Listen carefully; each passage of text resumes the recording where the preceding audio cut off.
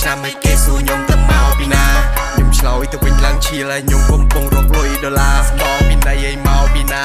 ឲ្យធំមួយខ្ញុំពាក់វ៉ែនតាពេលនេះមិនធម្មតាហ៊ានប្រឡូកចង់ធ្វើ rap star ខ្ញុំហ៊ានប្រឡូកចង់ធ្វើ rap star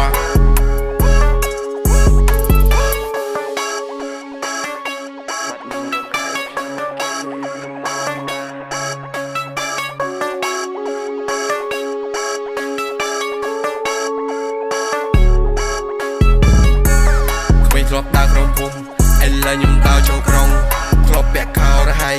ឥឡូវពាក់ខោរលុងស្ទាយខ្ញុំវាចម្លែកអត់ប្លែកមិនគេហៅតែខ្ញុំ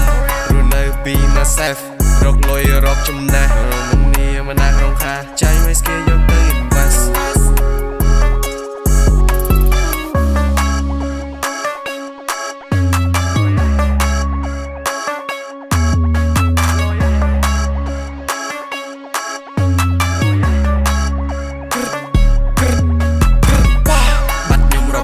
ឆ្នាំឲ្យគេសួរខ្ញុំទៅមកពីណាខ្ញុំឆ្លើយទៅវិញឡើងឈៀលហើយខ្ញុំកំពុងរកលុយដុល្លារស្បពីណៃឲ្យមកពីណាឲ្យធំមួយខ្ញុំពាក់វ៉ែនតាពេលនេះមិនធម្មតាហ៊ានប្រឡូកចង់ធ្វើ rap star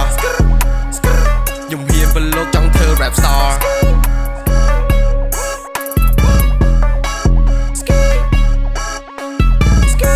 បាត់ខ្ញុំរកខែរកឆ្នាំឲ្យគេសួរខ្ញុំទៅមកពីណាខ្ញុំឆ្លើយទៅវិញឡើងឈៀលហើយខ្ញុំកំពុងរកលុយដុល្លារស្បពីណៃឲ្យមកពីណា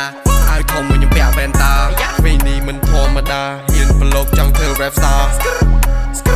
ខ្ញុំហ៊ានប្រឡូកចង់ធ្វើ rap star